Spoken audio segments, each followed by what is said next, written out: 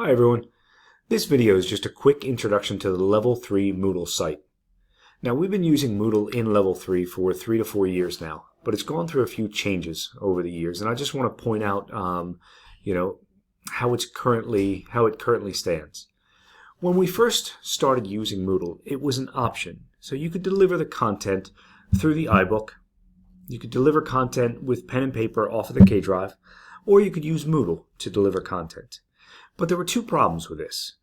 First, a lot of the materials on Moodle just led to a download. So you would click a link and you would download a Word document or a PDF document.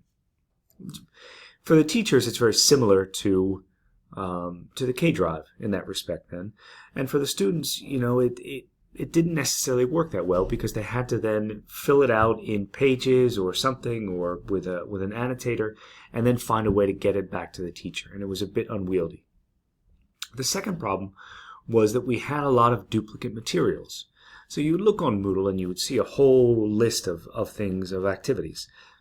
Unfortunately, a lot of those were just duplicates from the iBook or from the K drive, and so you weren't necessarily sure when you looked at the list of Moodle, especially if you're a new teacher, exactly what you had and what you could use to supplement the other curriculum sources that we had, the iBooks and the K drive.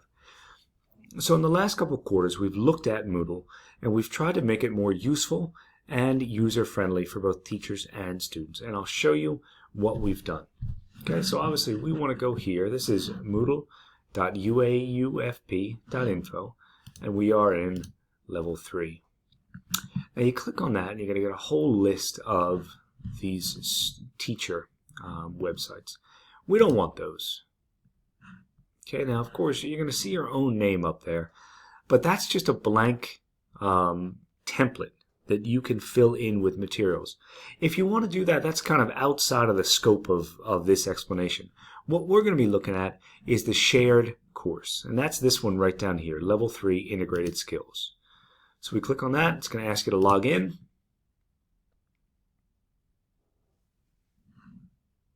Okay, I just want to switch my role to teacher so you can see what it would look like. Okay. And then here the Moodle site is divided up into a few sections. Obviously we've got the Unit 1, and that's the opening image from the Chapter 1 of the iBook, Chapter 2, CGE 1, and Chapter 3, and CGE 2 down here. When you click on these, it's going to take you to an online activity. And the nice thing about that is it allows you to randomize these. You don't have to do that. These questions have been randomized. You can answer them here. I'm not,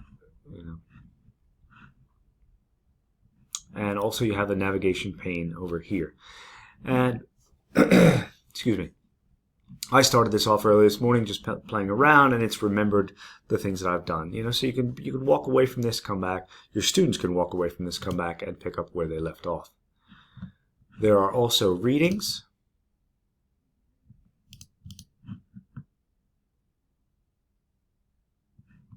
And while we've tried to standardize the iBook and match it up to the final exam, we've taken a few more liberties with the Moodle. And so you're going to see some slightly different question types, some slightly different activities.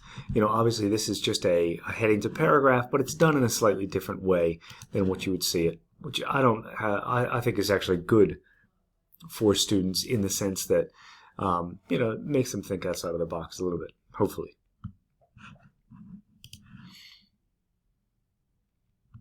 And of course we have listening as well.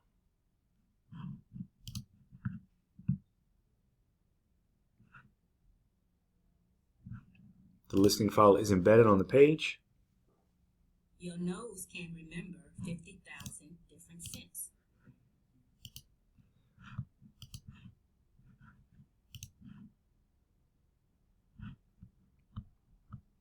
And then we have some stuff for the CGE. VTL practice and some reading practice for both CGE 1 and 2. And there's a couple reasons that we turn to Moodle to do some of these things as opposed to just putting them on the K drive. One, it's self-access. So you can just tell students, go do this right here. And they log in with their ID number, and they just do it right there. You don't have to email them anything. You don't have to send them anything. It works on the iPad, There's no apps. There's nothing else you need. You just go straight to the website.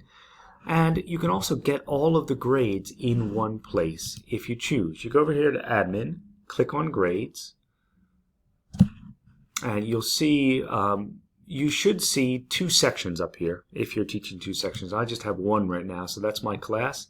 And here's my class list uploaded into Moodle. And so anytime they do an activity, I can see their scores and, check that they have done it. We've got all the other options right here. And of course, you can download this. You can use this to crunch some numbers. You can use it to,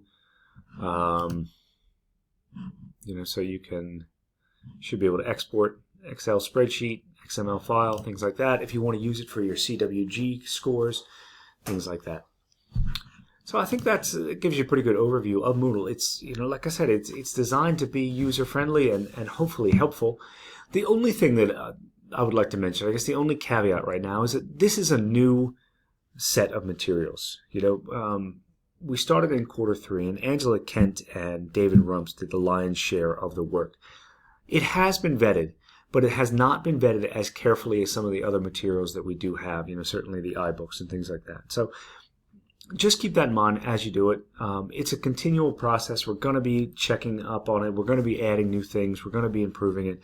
And if you see something, if you have suggestions, if you notice a typo, or if you think that, maybe one question doesn't work and would be better rephrased or something like that, please let us know. We're happy to take that into consideration. So anyway, again, as always, if something in this video wasn't clear or you have some more questions about Moodle, please send me an email or stop by. Thanks.